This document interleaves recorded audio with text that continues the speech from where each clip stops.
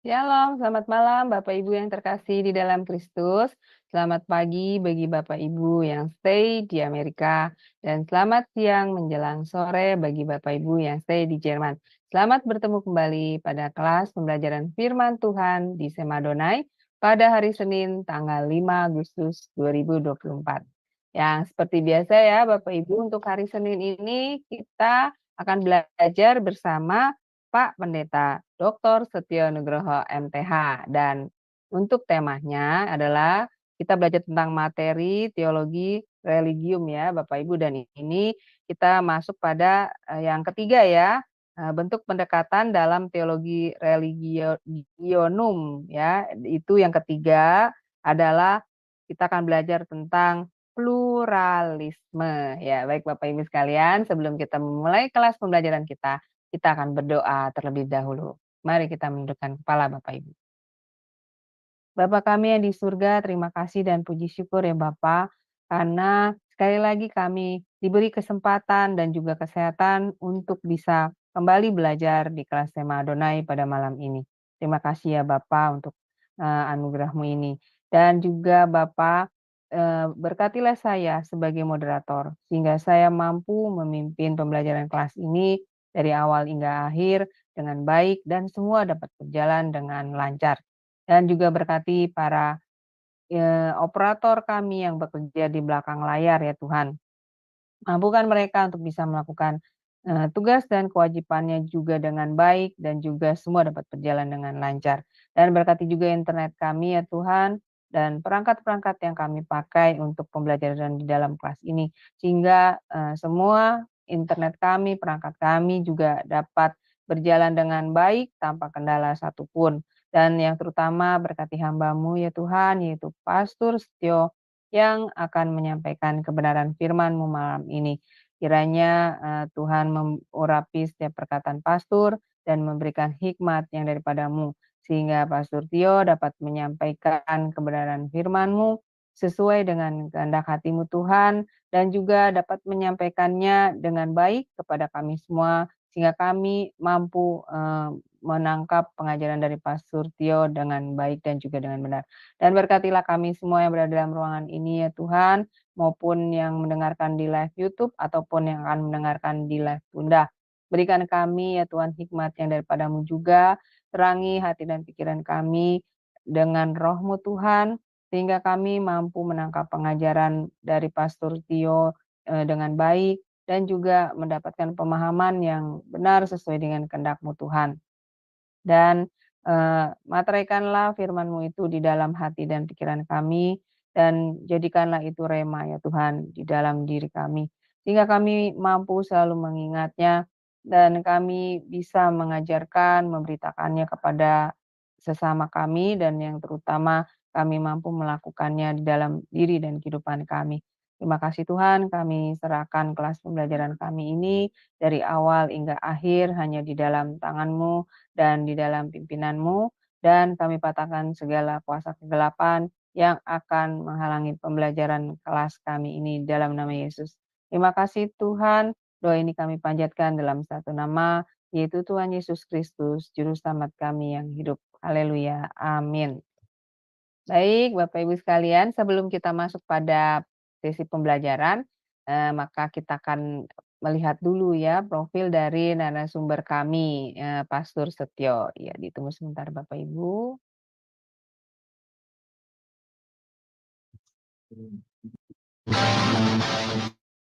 Salam, kembali lagi di Sema Adonai. Dan kali ini kita akan memperkenalkan pembicara kita, yakni Bapak Pendeta Setio Nugroho. Dan berikut adalah profil singkat dari beliau. Saya dengan nama Setio Nugroho di kota Pahlawan, Surabaya pada tanggal 4 Agustus 1996. Riwayat pendidikan: Strata 1, Sarjana Teologi, Sekolah Tinggi Teologi Baptis Indonesia, Semarang.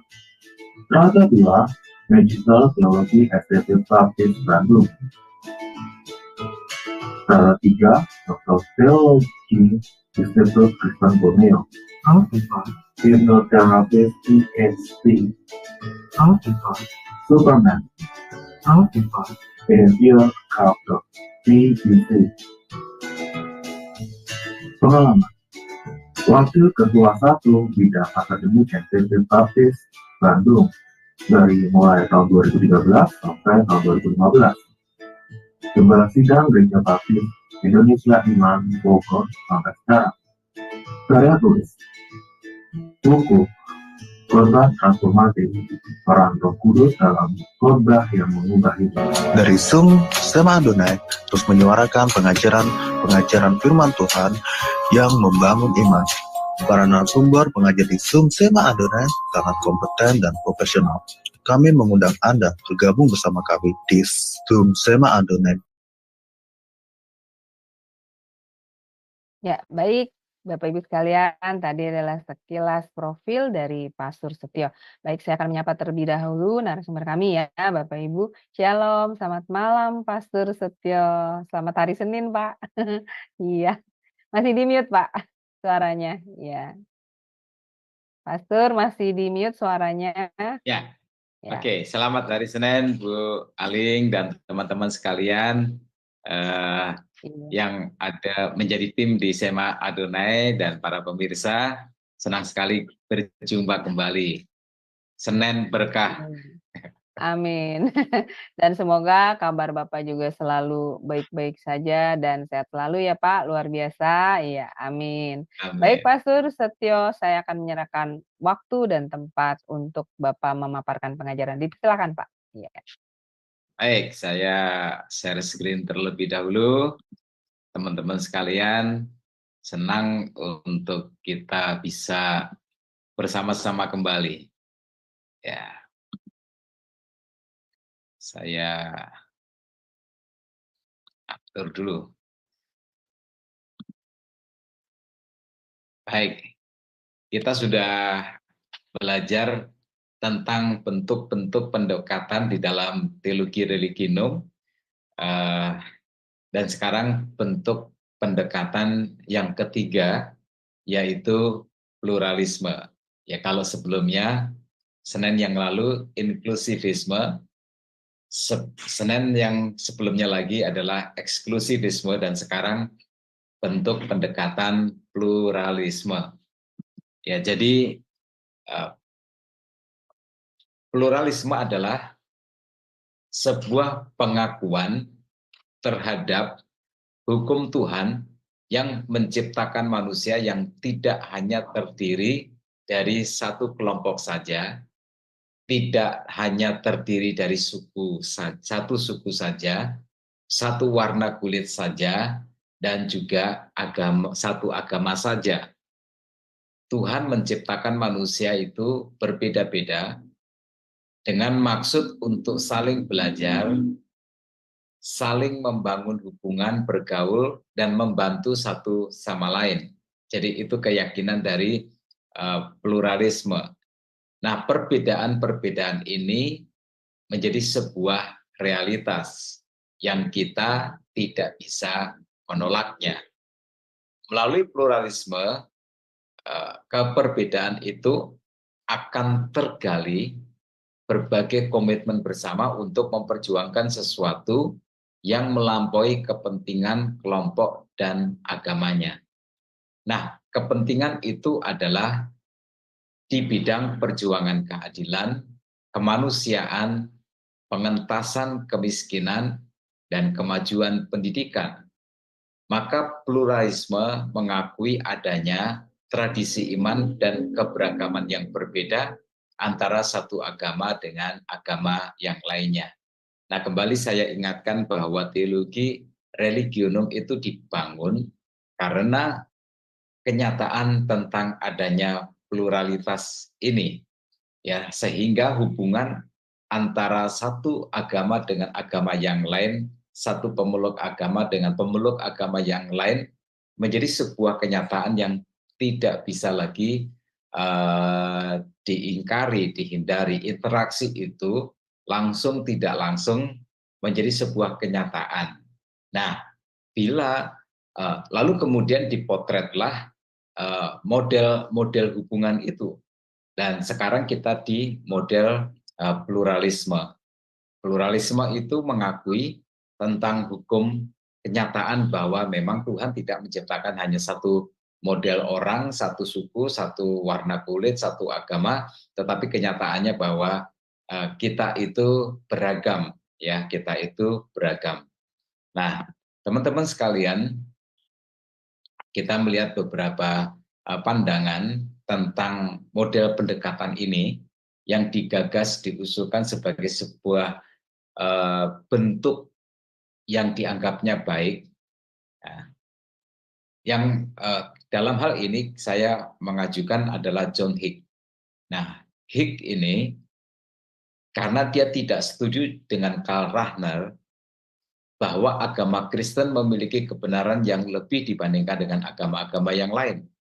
Maka penggunaan yang Senin lalu kita sudah belajar untuk istilah Kristen anonim, ya, atau Islam anonim, atau Hindu anonim, dan sejenisnya itu menempatkan agama lain di bawah agama yang dianutnya. Ya, 2 hari yang lalu saya berjumpa dengan seorang murtadin, ya, seorang murtadin, dan dia sangat luar biasa sekali. Dia seorang yang bergerak di bidang penginjilan kontekstual. Nah, dia berasal dari tadinya NU dan kemudian percaya Tuhan Yesus melalui sebuah perjuangan yang luar biasa. Ya, dengan banyak sekali kehilangan, mengalami banyak sekali persekusi terutama dari keluarganya. Namun dia tetap menjalin hubungan dengan tokoh-tokoh dari agama yang lama. Lalu ketum NU, PBNU itu berkata bahwa dia tetap seorang NU tapi cabang Kristen, katanya begitu. Nah, itu model-model seperti Karl Rahner, ya. Orang yang beragama lain itu bisa Islam, bisa Buddha, bisa Hindu, dan lain sebagainya. Namun bila mereka menjalankan nilai-nilai Kristus, maka itu disebut sebagai Kristen anonim. Nah, itu dalil dari Karl Rahner yang tidak disetujui oleh John Hick. Karena dengan menyebutkan seperti itu, maka agama lain itu dipandang di bawah dari agama yang dianutnya. Itu. Nah, cara yang lebih arif dan bijaksana adalah sikap menerima bahwa semua agama itu sebagai representasi banyak jalan menuju ke satu realitas tunggal, yaitu Tuhan, yang membawa kebenaran dan keselamatan. Jadi semacam banyak jalan menuju Roma. Tidak boleh ada satu jalan atau satu agama yang bisa mengklaim lebih benar daripada yang lain. Karena semua agama sama dekatnya dengan realitas tunggal itu, dan semua agama sama jauhnya dari realitas tunggal itu. Semua agama itu sama dekatnya dengan Tuhan, tetapi juga sama jauhnya dengan Tuhan. Nah, realitas tunggal itu adalah realitas yang sama, yang sedang kita semua agama mencarinya, ya, membangun hubungan dengannya. Nah, Hick menggunakan dualisme Immanuel Kant tentang the real in itself, ya, dan the real as humanly thought and experience. Nah, maksudnya begini, the real in itself itu adalah realitas tunggal yang dituju oleh kita, oleh semua agama. Sementara karena realitas tunggal itu bersifat maha baik, maha besar, maha mulia, maha luas, maha agung, maha tak terbatas, dan sebagainya, maka manusia yang terbatas itu mengalami keterbatasan untuk mengenalnya secara penuh. Nah, itulah yang kemudian oleh Hick disebut sebagai mewujud pada gambaran the real as humanly thought and experience. Realitas tunggal yang dapat dipikirkan dan dialami secara manusiawi. Jadi sederhananya adalah bahwa Tuhan itu yang maha besar, maha kuasa, mau coba dipahami oleh manusia yang tidak maha itu tadi terbatas, sehingga kemampuan manusia untuk menangkap tentang realitas Tuhan itu akhirnya jatuh kepada gambaran yang sifatnya lebih ke manusiawi, ya, lebih yang bersifat pengalaman saja, ya. Jadi sangat terbatas. Nah, itu sebabnya tadi kan dikatakan bahwa semua agama itu terkait dengan Tuhan itu sama dekatnya dan sama jauhnya. Nggak ada sebuah pemahaman yang sempurna untuk menggambarkan Tuhan itu. Walaupun Gus Dur pernah berkata bahwa hubungan agama-agama dengan Tuhan itu yang paling dekat itu adalah Kristen, sebab Kristen memanggil Allahnya sebagai Bapa. Lalu kemudian yang berikutnya itu Hindu, ya, karena orang Hindu memanggil Tuhannya itu dengan panggilan Om, ya. Lalu kemudian yang paling jauh adalah yang agamanya, karena memanggil Tuhannya harus pakai toa gitu. Nah, jadi itu duduk perkaranya. Nah, keterbatasan dan faktor kultur inilah yang kemudian menyebabkan respon orang tentang gambaran realitas tunggal itu lantas menjadi berbeda-beda. Jadi keperbedaan itu bukan tentang benar dan salah. Keperbedaan itu adalah tentang kemampuan kita yang terbatas, kemampuan manusia yang terbatas untuk menggambarkan Tuhan yang maha di atas segala-galanya itu, dan juga oleh karena faktor kebudayaan dan lain sebagainya, itulah yang menjadi penyebab mengapa satu agama dengan agama lain itu menjadi berbeda. Nah, konsep pluralisme agama secara filosofis merujuk kepada suatu teori tentang hubungan antar tradisi-tradisi yang berbeda dengan klaim-klaim mereka yang berbeda dan bersaingan. Nah, teori ini dapat didekati dengan mempertentangkan antara eksklusivisme dan inklusivisme. Sekarang kita lihat pandangan John Cobb, ya. Cobb membangun konsep yang agak berbeda dengan Hicks.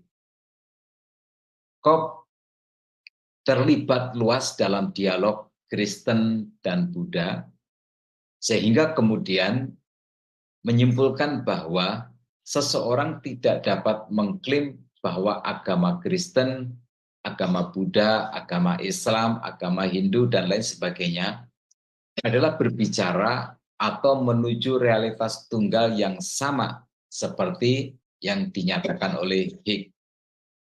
Cobb menolak bila dikatakan bahwa kebenaran satu agama itu sama validnya dengan kebenaran yang dimiliki agama lain. Nah, itu pandangan si Hicks yang ditolak oleh Cobb. Untuk memahami dan menilai secara sungguh-sungguh agama lain, maka harus mendengar apa yang mereka katakan dan mengevaluasinya tanpa berasumsi bahwa apa yang dibicarakan adalah benar-benar tentang hal atau tentang real yang sama.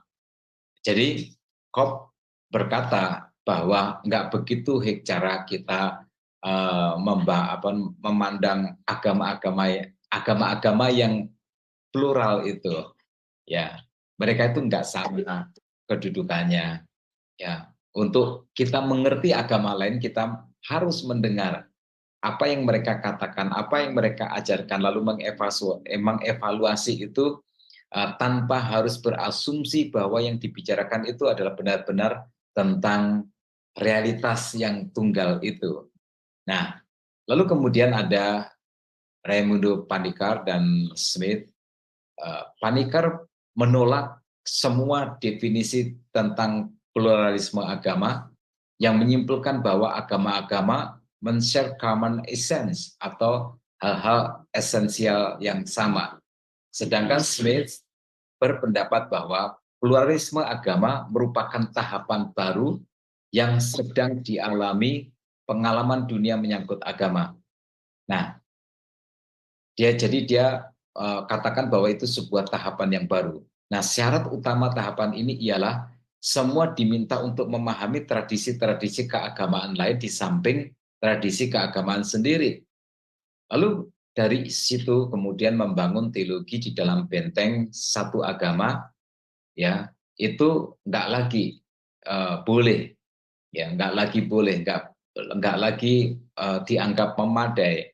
Jadi dalam kita membangun sebuah teologi, kita juga harus mendengarkan ajaran dari agama yang lain. Ya, kita harus mendengarkan apa yang agama-agama lain katakan tentang Tuhan, misalnya tentang keselamatan gitu. Lah, barulah itu kemudian dengan teologi yang berasal dari agama kita sendiri, kita membangun sebuah teologi yang baru, pemahaman yang baru. Nah, Smith memandang pluralisme itu memberikan implikasi moral dan implikasi konseptual wahyu. Pada tingkat moral, wahyu Tuhan pasti menghendaki rekonsiliasi dan rasa kebersamaan yang dalam.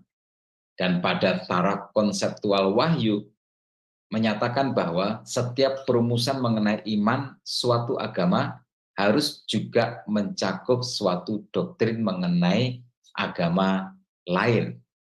Itu. Ini Smith tentang pluralisme agama. Nah, bagi Smith, penggunaan teologi yang eksklusif mengakibatkan agama orang lain dipandang sebagai penyembahan berhala dan menyamakan Tuhan mereka dengan dewa. Nah, oleh sebab itu, Smith berpandangan pemahaman mengenai agama lain diperlukan jika kita mau bersikap adil terhadap dunia di mana kita hidup dan terhadap Tuhan sebagaimana diwahyukan oleh agama yang dianut.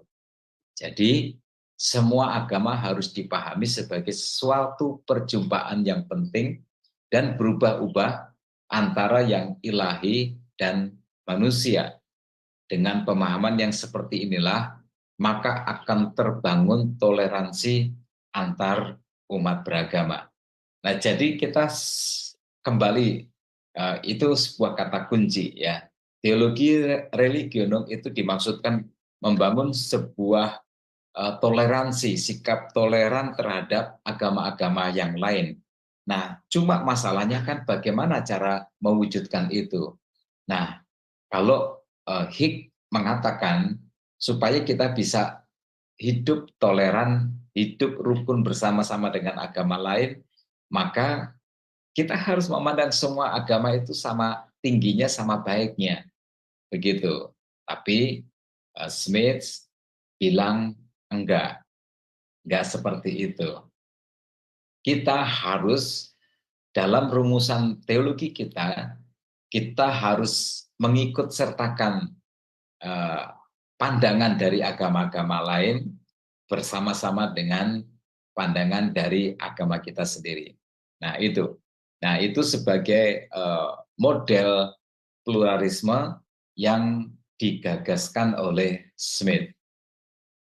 Lalu kemudian kita beralih kepada orang yang sangat terkenal di teologi religionum ini adalah Paul Nitter. Ya, Paul Nitter adalah seorang profesor teologi di Universitas Xavier, Cincinnati. Karya-karyanya berdasarkan penelitian yang dia terbitkan berkisar tentang masalah-masalah pluralisme agama dan dialog antar agama.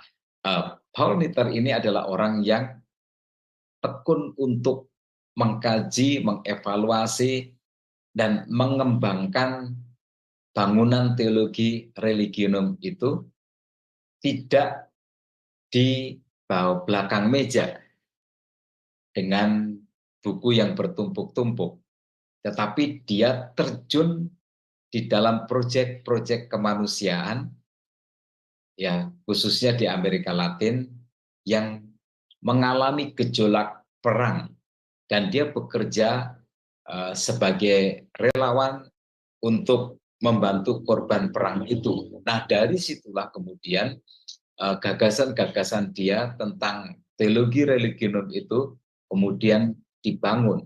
Nah, karyanya yang terkenal adalah No Other Name, yang menantang Kristen untuk berkomitmen dalam dialog yang lebih efektif dengan orang-orang dari agama lain. Paul Luther mengajukan beberapa pertanyaan umum yang diajukan dalam konteks agama-agama di dunia ini. Ini pertanyaan-pertanyaan yang menjadi perenungan, yang menyiapkan kita untuk membangun teologi religionum itu.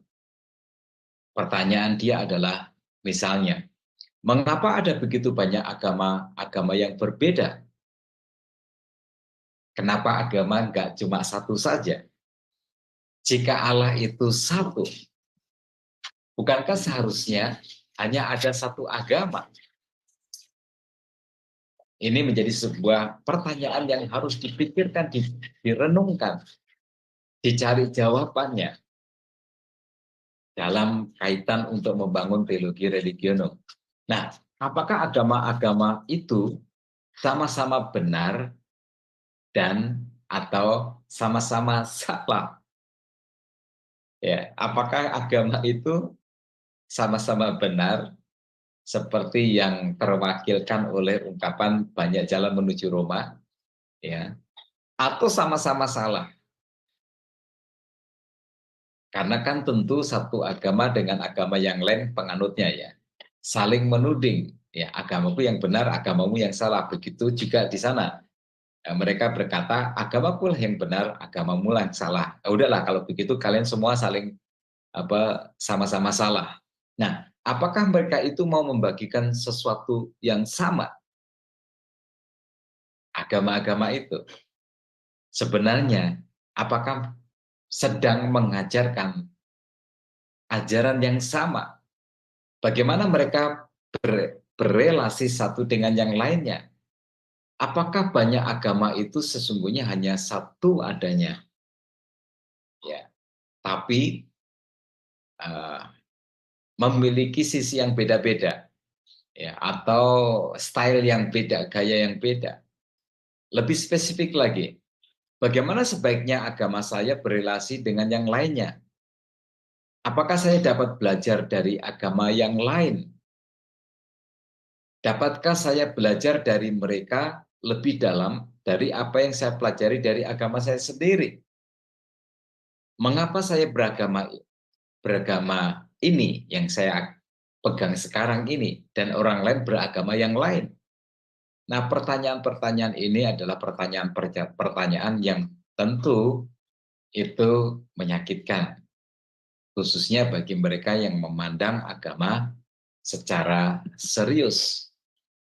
Nah, Paul Luther dalam upaya untuk menjawab pertanyaan-pertanyaan itu, dia memberikan 3 pertimbangan yang mendasari pembahasannya. Pertimbangan yang pertama adalah bahwa realitas pluralisme agamawi di dunia masa kini itu harus menjadi pertimbangan, fakta, kenyataan bahwa agama enggak cuma satu, tetapi agama banyak. Bahkan agama itu muncul bertambah banyak, ya, muncul bertambah banyak. Saya beberapa waktu yang lalu pernah melihat sebuah liputan agama yang baru. Ya, ada sebuah gereja lalu kemudian menempatkan Maradona sebagai Tuhan yang disembah. Jadi menjadi agama yang baru. Baru-baru ini saya juga melihat atau menonton sebuah video yang disebarkan dan terbuka berasal dari Malaysia yang menyatakan bahwa sebenarnya Muhammad itu Allah dan Allah itu adalah Muhammad, ya. Dan tentu itu menjadi sebuah agama yang baru, ya, atau sekte yang baru. Nah, jadi keragaman itu adalah sebuah kenyataan yang kita harus terima. yang menjadi pertimbangan bagi kita semua. Yang kedua, visi baru dari kesatuan agama sehingga realita ini menjadi saran bagi banyak pemikir. Ya, dengan banyaknya agama-agama itu, maka itu harus memperbaharui visi kita tentang kesatuan agama-agama itu tadi. Ya, gerakan kesatuan agama ini harus menjadi sebuah spirit yang harus dibangun sebagai sebuah kenyataan, sebagai sebuah realitas. Sebab beragamnya agama itu tidak boleh menjadi sumber konflik, tetapi harus dibangun sebuah persaudaraan atau sebuah kesatuan. Sehingga bumi yang kita tinggali ini akan menjadi bumi yang damai. Kemudian yang ketiga, yang menjadi bahan pertimbangan adalah bahwa masalah-masalah bahwa semua ini dimunculkan bagi Kristen, orang-orang Kristen yang berintelijen dan yang prihatin. Ya, tentu kalau orang Kristen yang apa namanya nggak serius memikirkan, merenungkan, mendalami agamanya dan memikirkan semua perkara yang ada di dunia ini, ya tentu dia akan melewatkan realita ini. Ya, tetapi bila seorang Kristen yang baik, yang serius, yang pandai, lalu kemudian memikirkan semua pertanyaan-pertanyaan yang disampaikan oleh Paul Niter tadi, tentu itu akan menjadi bahan pertimbangan dia untuk menjawab semua pertanyaan tadi yang menjadi dasar dibangunnya teologi religiono. Nah, dari pertimbangan inilah Niter memandang pluralisme agama dari sudut pandang yang baru dan menamakan pluralisme agama sebagai suatu realita yang dialami dengan cara yang baru. Itu. Jadi Paul Niter punya sekarang teori dia sendiri, ya teologi dia sendiri. Maksudnya adalah bahwa bukan sekedar sebuah pengetahuan tentang sistem-sistem atau gagasan-gagasan agama yang lain. Jadi ketika kita belajar tentang agama-agama yang lain itu kita nggak cuma sedang mengumpulkan pengetahuan kita, oh Islam itu seperti itu, Hindu itu seperti itu, Buddha itu seperti itu, Konghucu itu seperti itu, Bahaisme itu seperti itu, Yudaisme itu seperti itu, dan lain sebagainya. Enggak, itu bukan sebuah kegiatan yang sedang cuma mengumpulkan pengetahuan saja, ya. Tetapi kita memang harus keluar dari hasrat ingin saling belajar dari bahasa mereka, pengalaman mereka, dan kehidupan mereka sehari-hari. Nah, perspektif baru ini mengarahkan kesadaran kultural sendiri kepada pemahaman yang sederhana tetapi penting, yaitu bahwa tidak ada yang satu dan tidak ada yang satu-satunya. Itu. Dengan kesediaan kita untuk mendengar dari agama yang lain, apa yang mereka yakini, apa yang mereka yakini, dan belajar dari agama yang lain, maka terciptalah sebuah perspektif yang baru bahwa tidak ada yang namanya satu-satunya. Ya. Kesadaran ini bukan saja diterapkan pada agama-agama, tapi juga pada budaya, pada filsafat, pada sistem ekonomi, dan lain sebagainya. Prinsip ini sebenarnya berkaitan dengan pandangan dari Nicholas Slas yang mengatakan bahwa hari ini jagat raya pengertian tidak memiliki pusat. Nggak ada yang bisa klaim bahwa inilah yang paling benar, inilah yang satu-satunya yang benar. Paul Niter memperkenalkan satu jenis kesatuan di antara banyak agama-agama yang ada di dunia ini, yaitu pluralisme yang unitif. Nietzsche menggunakan pemikiran dari filsafat, sosiologi, psikologi, dan politik ekonomi untuk membangun pandangannya. Bagi Nietzsche, pluralisme yang unitif adalah merupakan suatu kesatuan di mana tiap-tiap agama meskipun kehilangan individualismenya atau ego pemisahnya akan mengintensifkan personalitasnya, yaitu kesadaran diri sendiri melalui relasi, sehingga setiap agama akan memelihara keunikannya sendiri, tetapi keunikan ini akan berkembang dan akan terus menghasilkan kedalaman-kedalaman yang baru dengan cara berelasi dengan agama-agama lain dalam kebergantungan yang mutual. Itu. Nah, jadi Paul Nietzsche menggagas tentang perlunya kesatuan di mana tiap-tiap agama itu kayak semacam melebur walaupun dia punya identitas sendiri. Ya. Kemudian yang kedua, Nietzsche menjelaskan bahwa setiap Kristen perlu memiliki jati diri pribadi melalui kewarganegaraan dunia.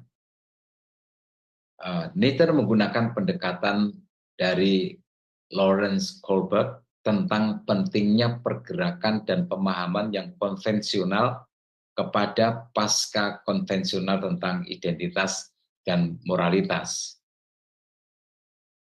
Jati diri personal yang universalistik atau yang menyadari diri sebagai warga negara dunia ini. Jadi begitu, kalau kita Kristen misalnya, ini dari sudut pandang Nietzsche, kita itu adalah bagian dari keragaman agama-agama yang ada di dunia ini. Ya, kita itu enggak sendirian, ya. Kita itu bagian dari keragaman, kita bagian dari Islam, Buddha, Hindu dan lain sebagainya. Nah, pendekatan Nietzsche menghasilkan suatu jati diri agama yang universalistik. Ya, itu. Yaitu sekalipun dia adalah milik sebuah tradisi agama, ia tidak terikat pada bentuknya yang kaku. Dia bebas menjadi pribadi yang otonom dalam suatu proses komunikasi yang tidak ketat dan kaku dengan orang lain dari tradisi yang sama maupun tradisi lain, dengan tujuan untuk adanya persetujuan, tetapi bukan kompromi. Jadi agama yang universalistik ini ya, yang menjadi jati diri yang baru ini, bahwa kita tidak lagi kaku terikat kepada tradisi-tradisi agama kita. Kita mampu luas melebur berbicara dengan orang-orang lain. Saya ambil contoh, ya. Teman-teman mungkin masih mengingat tokoh yang luar biasa sekali yang menjadi berkat bagi bangsa Indonesia, Romo Mangun. Ya, Romo Mangun. Dia seorang Romo rohaniwan dan dia seorang arsitek, dia juga seorang budayawan. Ya. Karya arsitekturnya dikenal, diakui, tapi karya sastranya juga demikian. Ya, saya sangat diberkati dengan tulisan-tulisan dia. Pertemanan dia dengan tokoh-tokoh, terutama ya tokoh-tokoh Islam itu sangat luas, sangat bagus sekali. Nah, beliau sudah sepuh pada waktu itu, dan ketika dia sedang ada di dalam acara, mungkin dalam acara yang sifatnya semacam ini, teologi religionum, ya, karena dia bergerak bersama-sama membangun semangat toleransi itu.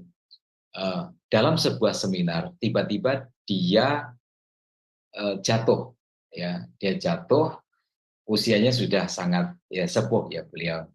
Lalu kemudian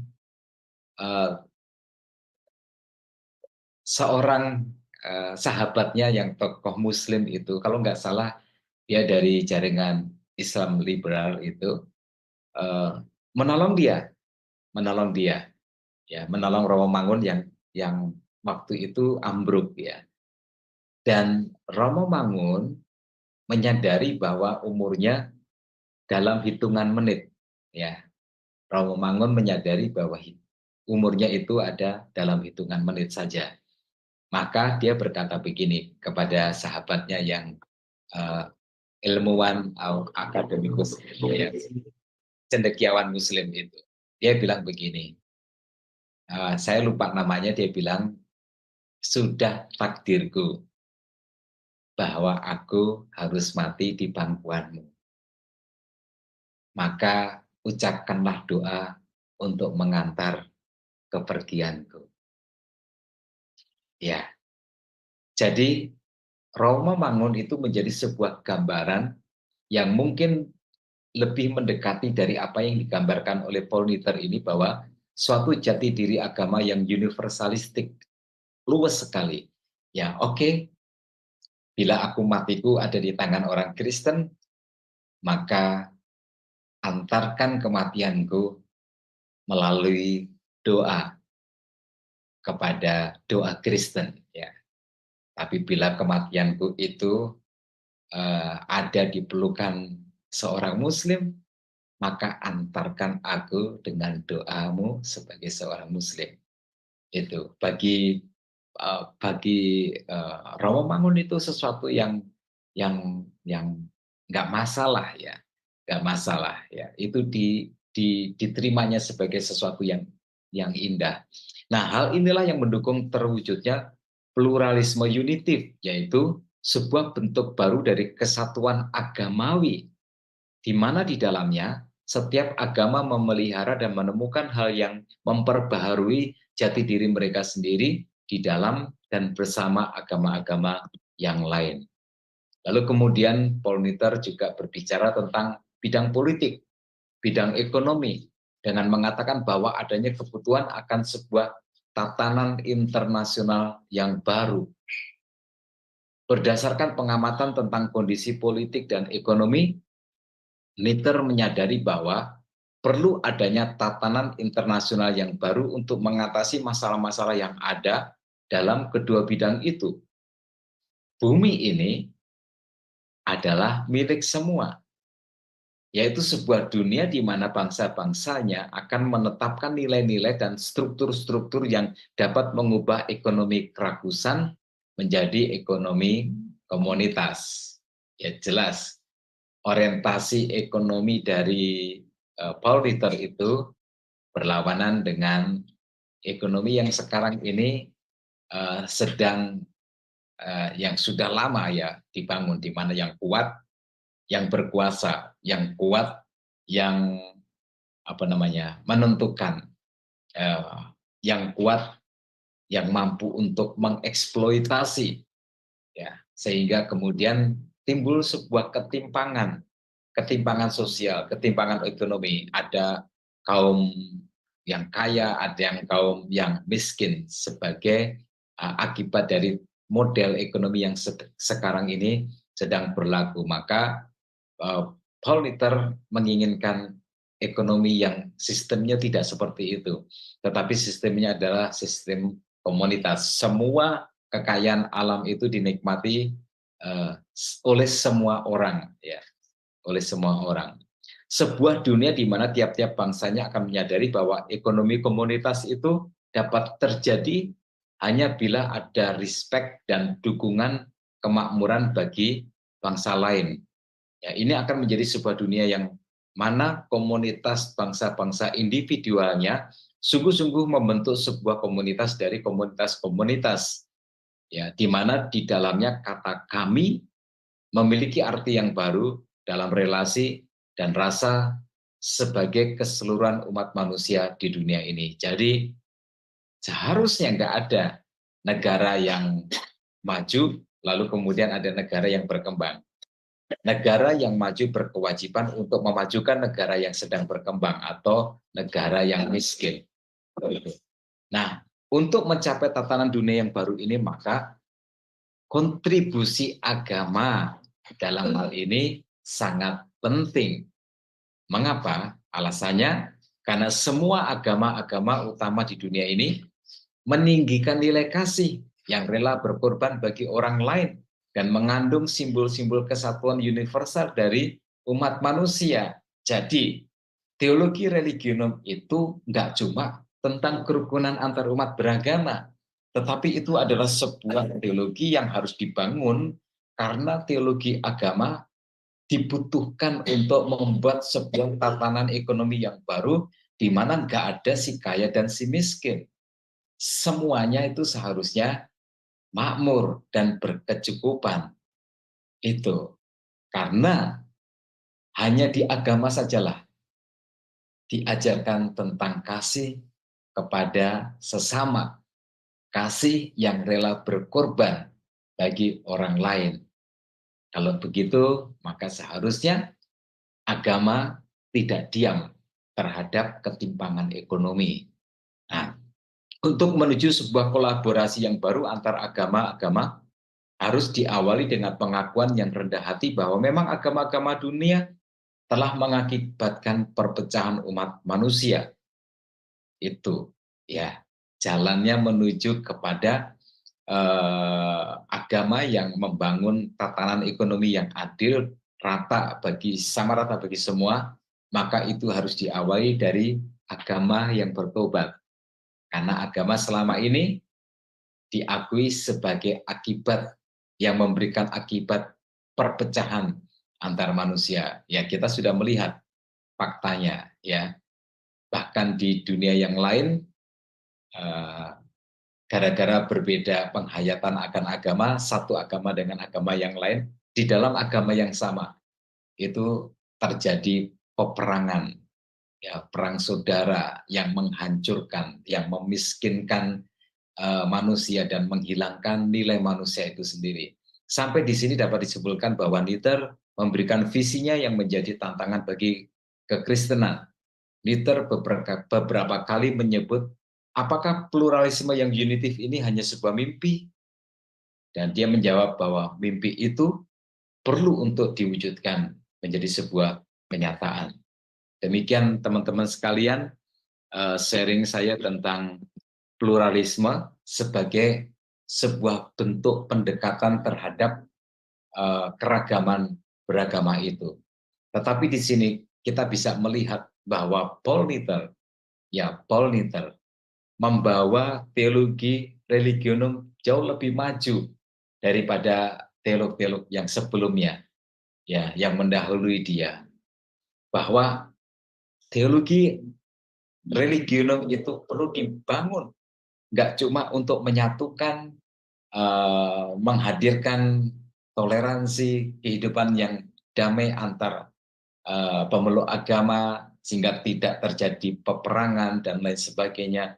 Tetapi itu dibutuhkan untuk membangun sebuah tatanan ekonomi yang baru. Tatanan ekonomi yang tidak seperti sekarang ini. Ada yang kaya, ada yang miskin. Ada yang kayanya gila-gilaan, ada yang miskinnya itu juga gila-gilaan. Tidak seperti itu. Seharusnya ekonomi yang didapatkan dari sumber alam yang adalah milik kita semua itu harus dinikmati oleh semua orang, semua pihak sama rata. Dan itu dibutuhkan kontribusi dari agama-agama. Sebab setiap agamalah yang mengajarkan tentang kasih kepada sesama, kasih yang rela berkorban. Nah, teman-teman, tentu saja ini sebuah pemikiran yang menarik dari Paul Luther, ya, bahwa agama memiliki PR, memiliki tugas untuk memakmurkan seluruh umat manusia, nggak cuma manusia saja, tetapi juga untuk memakmurkan seluruh negara, sehingga Tidak lagi ada dikotomi negara maju, negara yang sedang berkembang, negara kaya, negara yang miskin. Negara yang kaya harus mengkayakan yang miskin. Sehingga dunia ini akan menjadi sebuah dunia yang indah. Saya suka dengan kemajuan yang dicapai oleh Paul Ritter, bagaimana dia membawa teologi religionum itu menjadi jauh lebih bermanfaat dan menjadi jauh lebih beralasan mengapa teologi ini perlu digagas, perlu dibangun untuk kita semua. Baik, saya sampai di sini. Saya kembalikan kepada moderator. Silakan Ibu Aling Iya, untuk baik. memimpin sesi berikutnya. Iya, baik. Terima kasih, Pastor Setio. Wah, luar biasa ya, Pak. Pemaparan materi malam ini kita belajar tentang pahamnya ya, pluralisme ini ya, Pak. Tapi baik, sebelum kita masuk pada sesi tanya jawab dan diskusi, maka saya akan membacakan acara-acara Sema Adonai ke depannya terlebih dahulu ya, Bapak Ibu. Ya, sebentar. Ya, baik. Sudah tampak di layar ya, Bapak Ibu. Baik, untuk besok hari Selasa, 6 Agustus 2024, di jam 21:10 waktu Indonesia Barat, di Sema Adonai akan kembali ada kelas pembelajaran firman ya. Dan kita akan belajar temanya adalah kepekaan rohani. Dan yang menjadi narasumbernya itu adalah Pak Evangelis Jamino Widi Sulistija SE MTH, dan moderatornya adalah Pak Sam Siagian. Selanjutnya, di hari Rabu, 7 Agustus 2024, di jam 21:10 waktu Indonesia Barat, di Sema Adonai akan kembali ada kelas pembelajaran firman. Dan kali ini kita akan belajar tentang tema keadaan manusia di akhir zaman. Dan untuk kelas hari Rabu ini, seperti biasa yang menjadi narasumbernya adalah Ibu Pendeta Dr. Suryani Watimena MTH, dan moderatornya adalah Pak Sam Siagian. Selanjutnya, ini adalah renungan pagi Sema Adonai ya Bapak Ibu, diadakan setiap hari mulai dari hari Senin sampai dengan Sabtu, dimulai dari jam 5:30 pagi, dan dilayani oleh hamba-hamba Tuhan yang sangat memberkati. Jadi Bapak Ibu sekalian, untuk renungan pagi Sema Adonai, kemudian renungan pagi dari Bapak Gembala kami sendiri, yaitu Pak Pendeta Daniel Palungan yang diadakan setiap hari Jumat 1 kali dalam seminggu, dan juga ibadah online Sema Adonai, hanya Bapak Ibu dapat ikuti lewat channel C Firman. Jadi tidak di-live-kan di channel-channel lain ya Bapak Ibu. Oleh karena itu bagi Bapak Ibu yang belum mensubscribe channel baru kami, channel C Firman, tolong subscribe channel YouTube baru kami ya Bapak Ibu, sehingga Bapak Ibu bisa mengikuti terutama acara-acara Sema Adonai yang tidak di-live-kan di channel-channel lain. Dan juga tolong bantu share channel C Firman ini kepada yang lain ya Bapak Ibu, supaya semakin banyak orang juga yang bisa mengikuti keseluruhan acara-acara Sema Adonai lewat channel C Firman. Dan dengan begitu Bapak Ibu telah membantu channel kami, channel C Firman, untuk menjadi lebih berkembang dan menjadi berkat lagi bagi banyak orang. Baik, terima kasih Bapak Ibu atas perhatiannya. Sekarang kita akan masuk pada sesi tanya jawab dan diskusi ya Bapak Ibu. Tapi sebelumnya bagi Bapak Ibu yang ingin bertanya, harap raise hand terlebih dahulu ya. Jadi nanti akan dibuka mic-nya oleh para operator kami. Ya, baik Pak Astur Setio.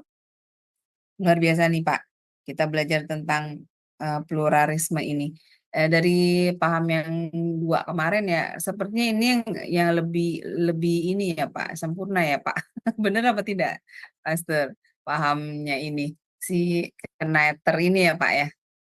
Menurut Pastor Setio, bagaimana? Lebih apa ya? Lebih fleksibel ya Pak? Kayaknya ya. Apa bagaimana Pak? Iya, Menurut pandangan? gini, kalau kita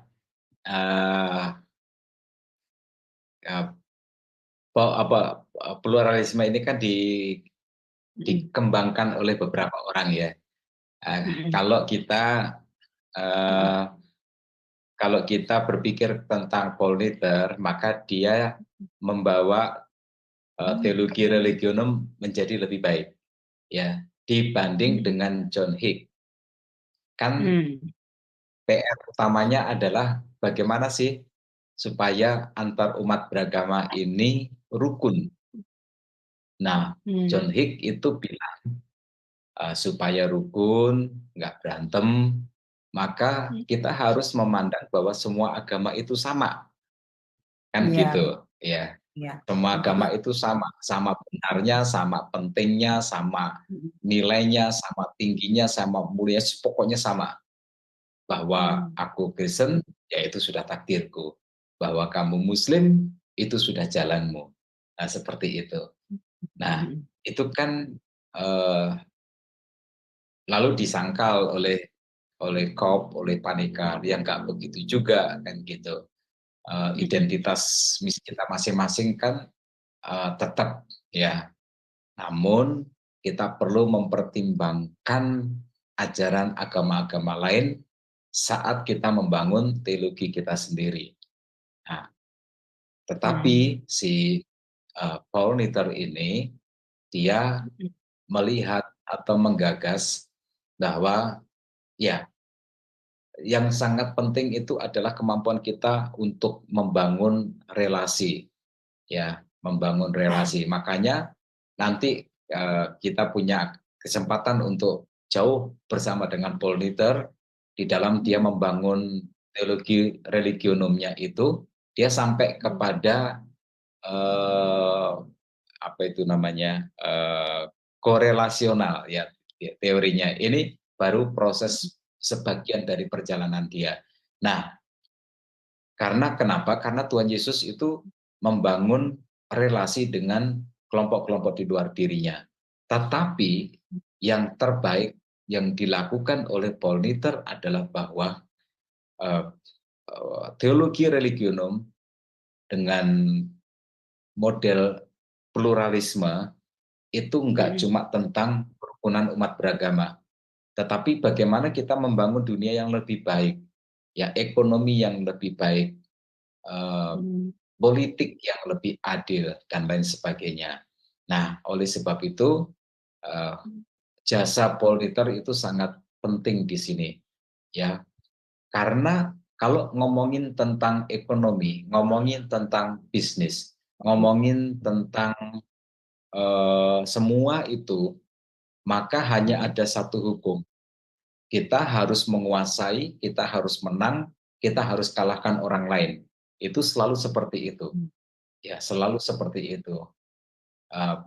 Kalau sistem ekonominya seperti itu, maka akan terjadi sebuah ketimpangan. Akan ada si kaya dan si miskin. Bila itu terjadi, maka si miskin itu nanti suatu saat akan memberontak, mengangkat senjata, lalu kemudian yang namanya perdamaian itu nggak akan terjadi. Jadi nggak cuma agama saja yang menjadi sumber konflik, tapi juga ekonomi yang tidak adil itu menjadi sumber konflik. Nah, oleh sebab itu, bukankah setiap agama mengajarkan tentang kasih dan nilai-nilai yang rela berkorban? Maka dengan dinafasi oleh agama inilah, yuk kita bangun sebuah sistem ekonomi yang baru, yaitu semua rakyat makmurnya sama, kayanya sama. Ya. Nah, dengan begitu dunia ini akan menjadi dunia yang rukun. Nah, disitulah peranan dari teologi religionum itu. Jadi saya juga sepakat sama Bu Aling bahwa Paul Ritter jauh lebih baik di dalam membangun teologinya. Iya, jadi kalau saya lihat dari pemaparan pastor tadi, pemahaman dari si Paul Knittner ini ya Pak, dia kayaknya memasukkan membangun teologinya itu ada memakai unsur-unsur ini ya pengajaran dari Alkitab ya Pak, benar nggak sih Pak? Menurut Pastor Setio? Ya tentu karena dia kan seorang Iya, sarjana Alkitab, ya. Mhm. seorang teolog ya. Namun yang baik dari dia adalah bahwa berangkat dari Mhm. teologi itu dia ingin membangun sebuah sistem ekonomi. Nggak cuma sistem ekonomi Iya. sebenarnya yang dia Mhm. bangun, tapi juga sistem politik ya, sistem Mhm. politik Mhm. ini. Jadi eh, ekonomi, politik, demokrasi, Mhm. kekuasaan, pemerintahan itu harus Mhm. dinavasi oleh nilai-nilai agama. Itu yang semangatnya beliau ini. Ya, Mhm. itu yang semangatnya beliau ini. Mhm. Jangan menyerahkan pemerintahan kepada orang politik. Ya, orang politik akan Mhm. pertimbangannya beda. Yang penting dia berkuasa, partainya berkuasa. Ya, kalau seperti itu susah. Ya. Nah, kalau itu dinavasi oleh agama, maka akan Mhm. terbangunlah sebuah apa namanya sebuah sistem politik yang adil. Ekonomi juga Mhm. begitu, akan terbangun sebuah ekonomi yang adil. Jadi ribut-ribut tentang beragama di dalam diri Paul Luther itu enggak cuma tentang ibadah, Mhm. hubungannya dengan ya macam-macam kayak gitu. Yuk mulai keluar dari itu, ya mulai Mhm. mewarnai dunia di sekitar kita itu dengan sesuatu yang dinavasi oleh nilai-nilai kekristenan, ya ekonominya, sistem pemerintahannya dan lain Mhm. sebagainya. Iya, berarti asasnya dia itu kayaknya ini ya Pak, apa tadi seperti Pastor bilang, berdasarkan masing-masing setiap agama kan pasti mengajarkan tentang nilai-nilai yang baik ya Pak, seperti kasih gitu kan, rela berkorban. Dan itu yang menjadi dasar dia ya Pak untuk mengajak apa namanya agama-agama yang lain untuk mencapai kesatuan di situ ya Pak ya, dia mengambilnya ya. Jadi bukan berdasarkan tata cara dari Betul, masing-masing agamanya gitu, agama masing-masing gitu, bukan berdasarkan itu ya Pak. Iya memang prinsipnya dia agama ya, ya. ya benar. Jadi coba Mm-mm. bayangkan begini, Mm-mm. kita lihat ke negara kita sendiri, ya kita lihat ke negara kita sendiri bahwa Mm-mm. sistem bahwa apa yang berlaku di pemerintahan kita baik di pusat maupun Mm-mm. di daerah-daerah itu terwujud tergambar melalui undang-undang ya melalui undang-undang. Nah, baik undang-undang di bidang apapun ya, termasuk undang-undang di bidang ekonomi, di bidang pengelolaan sumber daya alam, undang-undang di bidang pertambangan dan lain sebagainya. Coba bila itu dinavasi oleh nilai-nilai agama, ya, bila dinavasi oleh nilai-nilai agama, maka bunyinya nggak akan seperti itu, ya, nggak akan seperti sekarang ini, ya, di mana seluruh masyarakat itu menjadi target untuk dimakmurkan. Ya, kalau sistem sekarang kan enggak. Ya, sistem sekarang Mm-mm. itu adalah siapa yang kuat, siapa yang berkuasa, Berkuasa. ya dialah yang menentukan. Ya. Rosen Pastor. Ya, harap bersabar ya Bapak Ibu. Sepertinya internetnya Pastor Rosen. Iya.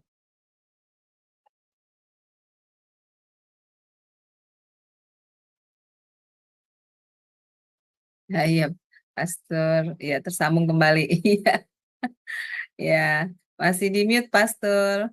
Sempat Ya, hilang ya ini Pastor ya, internetnya. Iya. betul Iya. ada ketidakadilan jaringan internet. Betul. Iya, betul Pastor pembagian Ya, ya apa namanya ya, data internetnya. Iya, tidak ya, seimbang ya. karena kan di luar Silakan negeri di lanjutkan. Singapura ya, di Singapura Iya, itu kan sinyalnya kuat banget ya, iya. sinyalnya kuat banget.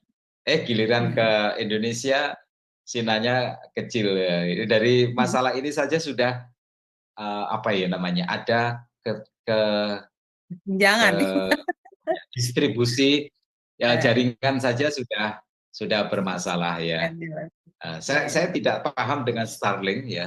Saya tidak paham dengan Starlink yang mm-mm. Elon Musk itu masuk.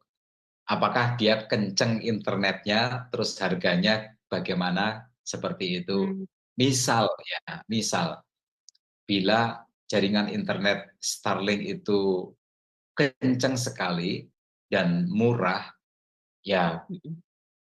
maka secara kemerataan itu dia berhak untuk apa namanya, eh, dikonsumsi oleh masyarakat kita. Nah, intinya dari Polniter itu adalah bahwa semua itu harus bisa dinikmati oleh semua orang sama rata, sama rasa. Dan yang Mm-mm. mampu untuk membangun itu adalah agama-agama. Itu maksudnya. Mm-mm. Iya, karena di dalam agama-agama itu kan ada pembelajaran tentang kasihnya ya, Pastor, benar tidak ya? Jadi itu bisa Ya. diwujudkan ya, Pastor, apa yang menjadi paham dari Knitner itu ya. Baik, iya ini ada Pak Edi. Silakan Pak Edi ya, saya buka mute dulu. Ya, silakan Pak. Ya, shalom. Ya, Suaranya kedengaran, Pak. kedengaran. Iya, kedengaran Oh ya. di Shalom. Ya, kalau dari etika kekristenan kan sebetulnya paling tinggi. Itu ada 8 sabda di bukit. Itu kan kita ada ajaran mencintai musuh, kasih. Itu apakah kalau saya Hmm. nggak salah itu Paul Niter itu dari Katolik kalau nggak salah. Apakah nggak ini ya etika kekristenan itu kan paling tinggi kan seharusnya bisa diterima ya dengan agama-agama lain. Ya tanpa harus ya istilahnya harus percaya Tuhan Yesus gitu loh. Tapi dia menjalankan etika etika kekristenan yang tertinggi itu. Terima kasih. Ya, Ya, ya gimana benar. Pastor?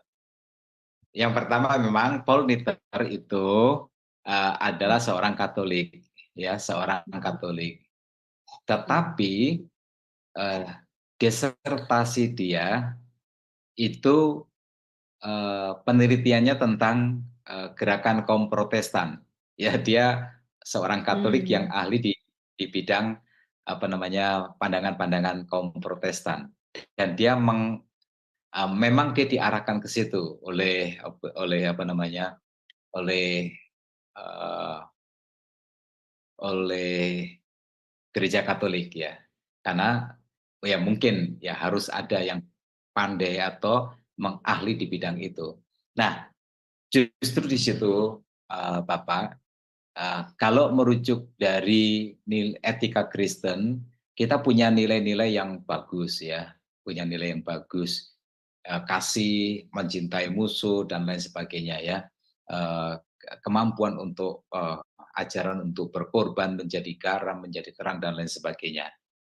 Tetapi itu bila si Kristen itu tidak menganut bentuk eksklusivisme, Hmm. sehingga dia mau keluar bergandengan tangan dengan agama yang lain. Dan si agama yang lain itu bila dia tidak menganut model hubungan eksklusif. Jadi kita harus sama-sama menganut sebuah pandangan yang pluralis. Ya. Hmm. Kristennya harus pluralis, Islamnya harus pluralis, Budanya harus pluralis, Hindunya harus pluralis. Nah, barulah kita bisa bergandengan bersama-sama ya, dengan didorong oleh nilai-nilai itu. Tentu Islam juga punya apa namanya, nilai-nilai yang seperti itu, yang saya nggak hafal, yang kadang-kadang diucapkan oleh teman-teman Muslim kita, kalau kita itu apa ya namanya, kita tidak bersaudara berdasarkan agama yang sama atau iman yang sama, kita setidaknya saudara dalam kemanusiaan, kan misalnya seperti itu. Ya, penyebutannya saya nggak hafal. Ya, pasti ada nilai-nilai yang dimana kita itu terhubung, ya terhubung persaudaraan karena kita sama-sama manusia. Nah, dari situlah kemudian Paul Niter mengajak, yuk kita bangun dunia yang lebih baik. Mengapa dia begitu? Karena Paul Niter ini dia terjun langsung ke negara-negara Amerika Latin yang mengalami perang saudara. Ya, mengalami perang saudara. Ada si kaya, ada si miskin, sistem ekonomi yang nggak bagus, ya, dan lain sebagainya. Dan dia bekerja untuk menolong korban perang itu. Nah, dari situlah lalu kemudian Paul Niter membangun teologinya, karena negara-negara itu kan juga negara-negara yang pada dasarnya beragama, ya punya agama. Ya, cara kalian menghayati agama itu salah, ya enggak seperti itu. Cara kalian membangun sistem ekonomi itu juga salah karena menimbulkan ketidakadilan ekonomi, ketidakadilan sosial. Nah, karena itu yuk yang Kristen, yang Islam, yang Buddha, Hindu dan lain sebagainya, kita bergandengan tangan, kita wujudkan sebuah sistem pemerintahan yang adil, sistem ekonomi yang adil. Nah, itu yang dibangun oleh Paul Niter. Jadi saya sangat sepakat Bapak Pak Edi bahwa nilai-nilai Kristen, etika Kristen itu menjadi menjadi penyebab kita pasti bisa bekerja sama dengan umat yang lain, agama yang lain, tetapi dengan syarat, ya agama yang lain itu tidak eksklusif, tapi menganut pandangan yang sifatnya pluralis. Begitu juga dengan Kristennya. Ya, baik. Gimana Pak Edi? Ya, bagaimana Pak? Ya Pak, setuju Pak. Ya itu ya sebetulnya di Katolik sudah ini Pak. Kalau Konsili Vatikan II itu menyatakan ya kalau dari perilaku, dari ya kecenderungan kalau orang-orang itu jadi dia bukan orang Kristen, tapi dia menjalankan etika kekristenan. Jadi itu ada kemungkinan itu ya bisa diselamatkan gitu kalau nggak salah. Anonim ya, Kristen anonim istilahnya. Iya. Ya itu. Kristen anonim. Iya. Ya setuju Pak. Ya, Jadi itu ya tadi harus ketemu memang. Tapi ini masih utopia Pak ya. Jadi belum bisa dipraktekkan Pak ya. Masih di atas kertas Pak ya. Masih blueprint gitu Pak. Pak, para aktivis sedang membangun ya. Dan mimpi itu belum terwujud, tapi bukan cuma dimimpikan, tapi memang terus dikerjakan ya. Terus dibangun, terus diupayakan itu. Saya juga punya teman ya dia lulusan teologi lalu kemudian belajar ke London untuk memperdalam teologinya di level S2. Dia kembali lalu dia berkantor di kantornya PBNU ya. Jadi dia orang baptis cabang NU. Tapi dia enggak melepas agamanya. Ya, tapi memang dia spesial bekerja bersama-sama dengan teman-teman dari NU dalam membangun kepentingan bersama ya tentang kemanusiaan, tentang ekonomi yang adil, begitu ya. Teman-teman NU juga banyak yang berbuat seperti itu. Nah, begitu Bapak. Jadi yang Bapak sebut tadi itu Kristen anonim, yaitu bila ada orang-orang yang bukan Kristen tetapi dia menjalankan nilai-nilai kekristenan, etika Kristen, maka itu disebut sebagai Kristen anonim. Lalu kemudian ada yang mengkaitkan dengan keselamatan, ya tentu dia pasti akan selamat. Nah, tapi itu nggak semua setuju dengan implikasi dari itu ya. Tetapi intinya adalah bahwa kita harus bersama-sama mengerjakan hal-hal yang baik di dalam hidup ini, walaupun kita ini berbeda-beda agama, karena tugas membangun dunia yang lebih baik, yang adil secara ekonomi, secara sosial, itu nggak bisa dibangun oleh satu agama saja. Itu maksud dari Paul Niter.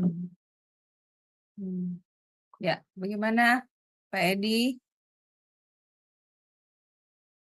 Ya, silakan Pak. Ya, setuju bagaimana? Pak. Iya Pak. Baik. Ya, terima kasih Terima Pak pencerahannya.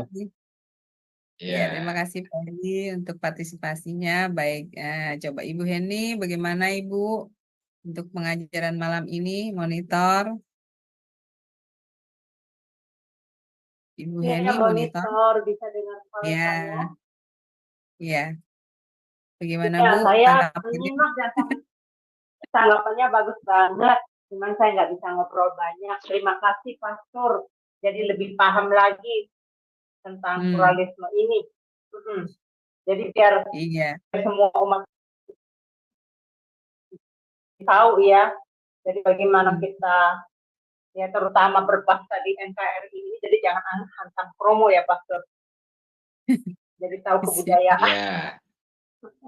Iya, betul. Pastinya nih para apologet dengerin pelajaran ini, Pastor. Jadi iya, nah itu dia Bu, baru kau bilang. Iya. Apalagi. Iya. Tadi Pastor lagi jelasin gini, saya doang para apologet mesti tahu pelajaran ini. Jadi kita tahu batas-batasnya. Terus apa yang kita juga harus menghargai percaya mereka. Kalau mereka nggak percaya kayak ke botolannya saya nama kemarin, saya bilang gini, aduh ini memalu-malukan dirinya ya. Dia kan debat itu Pastor kemarin, ya kan? Tapi dari pihak Kristen berusaha menanganinya dengan baik gitu. Tapi dia itu betul-betul ya nggak punya edukasi lah istilahnya. Tapi dia berani dan dia yakin. Terus masa ya tidak memahami apa yang diminta dan tidak memahami tentang histori. Aduh, macam-macam deh Pastor, bukan mau nge-seleksi dia ya. Jadi saya bilang ini kalau dia paham juga mengenai ilmu ini, karena Islam kan juga harus memahami ilmu kimian kan, jadi supaya bisa dengan sesama kita gitu kan, bisa komunikasi lah istilahnya. Tapi saya bilang wah, dialog ya. Tapi ya saya lucunya gini, sampai Pak Esra bilang, wah ya ini udah terbukti kalau kamu orang pintar nggak mungkin kamu keluar dari agama Kristen. Jadi saya ketawa aja gitu. Jadi ini terima kasih Pastor atas pengajarannya. Itu aja nih, saya nggak bisa banyak soalnya. Terima kasih Bu Heni untuk sharingnya. Iya, baru tadi saya mau bilang Pak, ini kalau dilihat apologet yang di YouTube ini, mereka kalau saya bilang bukan berdialog ya Pak, berdebat. Padahal sebenarnya harusnya kan berdialog ya Pastor ya, antar umat beragama seperti yang tadi pahamnya Kniter itu ya, mencari dengan menghargai ya Pak ya agama lain, jadi dengan berdialog gitu, bukan berdebat ya. Itulah makanya Ibu Heni benar tadi bilang ya Pak, ini apologet ini harus mendengar ya teori yang Bapak ajarkan ini, yaitu teori religium ini ya Pak. Ya baik, luar biasa sekali. Terima kasih ya Pastor sudah memaparkan materi yang luar biasa bagi kami semua. Semoga ini menjadi berkat ya bagi Bapak Ibu, dan kita akan mengakhiri kelas kita. Pastor Setio bisa closing statement untuk pemaparan hari ini, materi hari ini, dan pimpin doa bagi kami semua. Dipersilakan Pastor. Baik, teman-teman sekalian, jadi teologi religionum itu itu mengajak kita untuk melihat musuh kita dalam kehidupan bersama, ya. Musuh Kristen bukan Islam, musuh Islam bukan Kristen, Hindu, Buddha dan seterusnya, ya. Tapi musuh kita itu adalah konflik. Musuh kita adalah permusuhan, musuh kita adalah sistem ekonomi yang tidak adil, ketimpangan sosial dan lain sebagainya. Itu sebenarnya musuh kehidupan bersama, ya. Nah, teologi religionum itu dibangun, digagas dengan maksud supaya kita umat beragama walaupun berbeda-beda, tetapi kita bersama-sama bergandengan tangan untuk mewujudkan kehidupan yang lebih manusiawi, yang lebih indah di tengah-tengah dunia ini. Ya, begitu. Ya, dengan demikian, mari kita pesan bagi para apologet, ya. Kenapa kalian tidak memperdebatkan tentang ketimpangan ekonomi, ketimpangan sosial yang ada pada saat ini, ketidakadilan yang membuat saudara-saudara kita sebagian menderita, bahkan menderita amat sangat.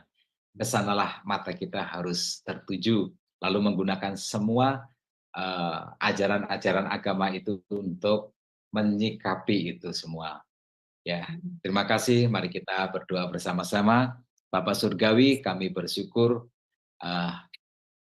kami perlu belajar untuk membangun sebuah pemahaman teologi yang lebih ramah bagi kehidupan ini, tanpa kami harus mengkompromikan tentang keunikan iman Kristen kami, bahwa keselamatan hanya ada di dalam Kristus Yesus, sebagaimana dinyatakan oleh Tuhan Yesus sendiri, bahwa Yesus adalah jalan dan kebenaran dan hidup.